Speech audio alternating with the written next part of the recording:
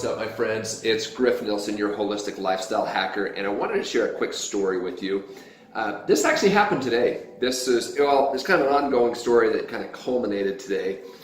And this was from one of the clients that works out at my personal training gym here at Lifelong Fitness, Kaysville, Utah.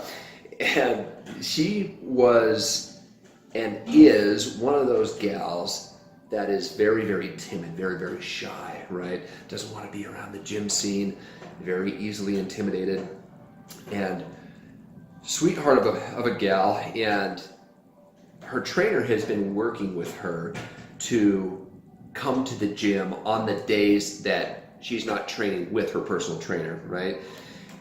We're trying to get her to increase her frequency, get into the habit of health and wellness and fitness in particular. And she really struggled because she's always felt intimidated by gyms, the muscle heads and, the proverbial, muscle head gawking at himself every 5 seconds in the mirror. How's that?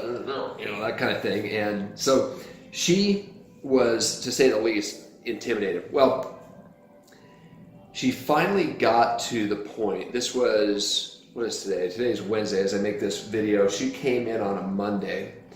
And it's the first time I saw her by herself, and I said, hey, are you training today? Are you? And she's like, no. She's like, I'm here by myself. And she was timid and shy. And it was interesting because I went up and I wanted to make sure that she felt comfortable and if she had any questions on the exercises. And sure enough, she did. And I asked her, I said, is it as bad as you thought it was going to be? Because I had been talking to her trainer, and her trainer had informed me that she's very intimidated and to look out and watch out for her. And anyway, it was really fun and gratifying to see her finally overcome what I call her mental monster. And it got me thinking, how often do we create mental monsters? These fictitious, yet they feel very real monsters that reside within our head. I can tell you personally, I get those all the time, like these monsters that things are just going to implode.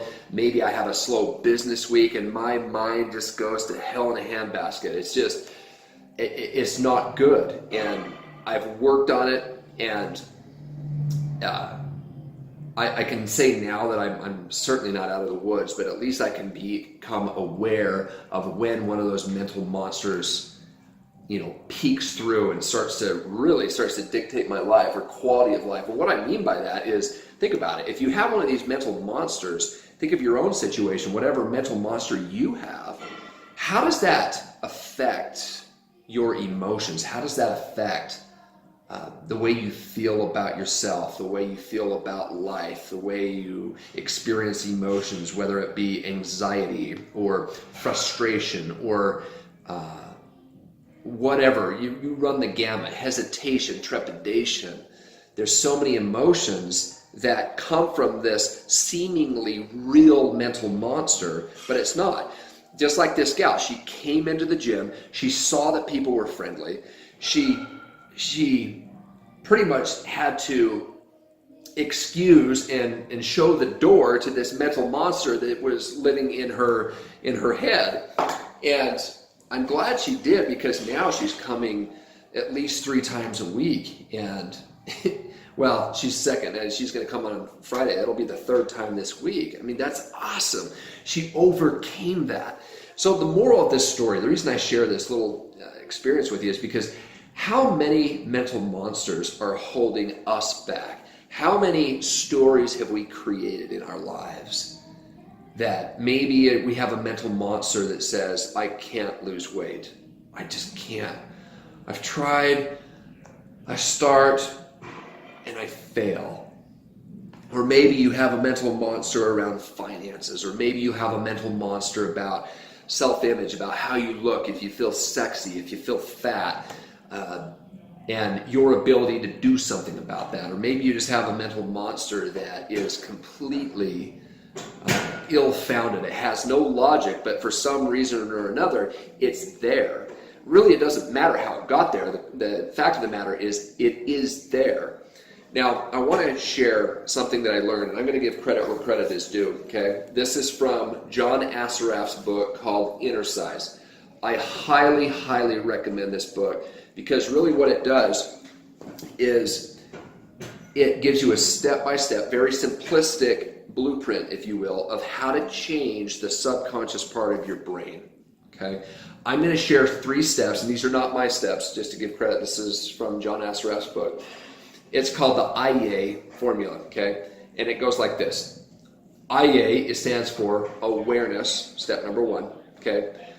Intention, step number 2, and action, step number 3.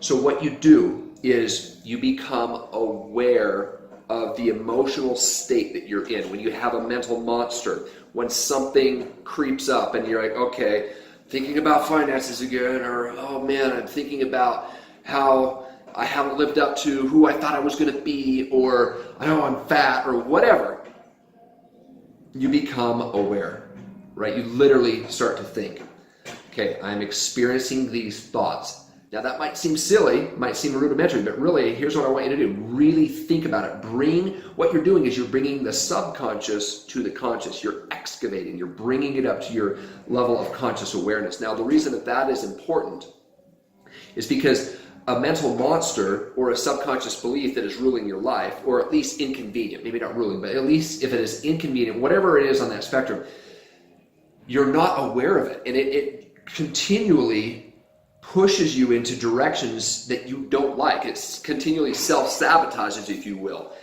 Awareness or consciousness, ironically, is the only part or the only mechanism from a psychological standpoint that is going to change the subconscious belief that is driving that behavior that you're not too fond of. So again, become aware. You're thinking, what am I experiencing? How am I feeling physically?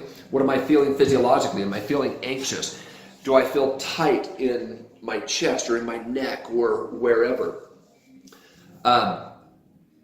Now, after you become aware of that, you go to the second step, intention. I intend to feel, maybe you want to just be mad and get it out of your system. In that case, you're like, I intend to be pissed right now. But if you don't, you're like, I want to feel differently. I don't like feeling anxious. I don't like feeling fearful. So you state something, I intend to feel at peace.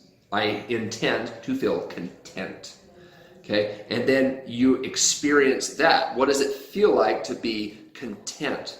Okay, now it might not be your reality in that moment, but you are intending it or manifesting it. Okay, and by the way, everything that he talks about here is scientifically backed. This is not just me making this up. This is cutting edge neuroscience that we're talking about. Okay, so you intend it.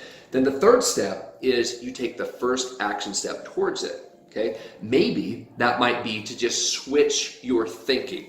Maybe you think, if you're thinking about being fat, you switch for the first step, your first action step. You think of, well, what would it be like? What if I could lose 15 pounds? What would that look like? Okay, something as simple as that. You're doing the opposite of what your brain is producing. And that's the key, okay? So, IA, action, intention, awareness, intention, action, okay? Very simple, very, very effective. Very, very effective. So try this. These 3 steps to get the boogeyman out of your mind and allow you to get on with your life. To me, that's definitely worth the price of admission. So hope you enjoy those 3 steps. Please comment below here on YouTube.